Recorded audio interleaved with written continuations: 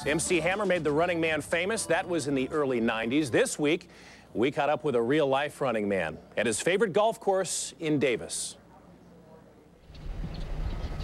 Steve Gray is a regular at the Wild Horse Golf Course. Usually about 6 or 7 days a week. I'm basically out here just about every day.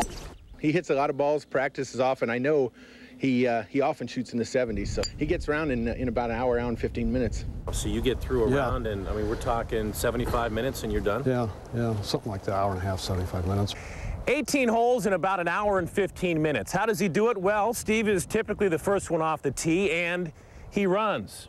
In fact, the only time he stops is to hit the golf ball.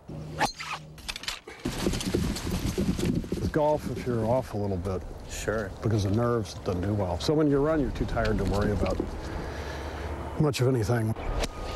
Mark Twain once said, golf is a good walk spoiled. Maybe he should have tried running.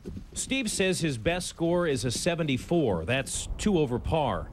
Not bad for a 60-year-old who nearly gave up the game. Didn't touch a club for like 20 years, and I decided I really like to get back into it, but I just didn't have the time, you know. I'd come out and it'd take all day. So then I decided, well, you know, I'd come out early in the morning and try running. That was 5 years ago. He's been speed golfing ever since. You have any swing thoughts? I mean, you're probably just trying to catch your breath. Yeah, get more oxygen in it. I basically just try to stay in balance and smooth, and that works pretty well. You guys have a nickname? Is he like the Jackrabbit, the Roadrunner? What the is Running Man. Everybody knows the Running Man. When I walk around Davis, people come say, you're the Running Man. So, you know, my wife's embarrassed. When my kids were at home, they were embarrassed. That's probably because they can't keep up. If you see Steve Gray on the golf course, let him play through. Steve was 5 over when we left him at the turn. He's a professor, by the way, at Sac State and recently retired as the UC Davis rugby coach.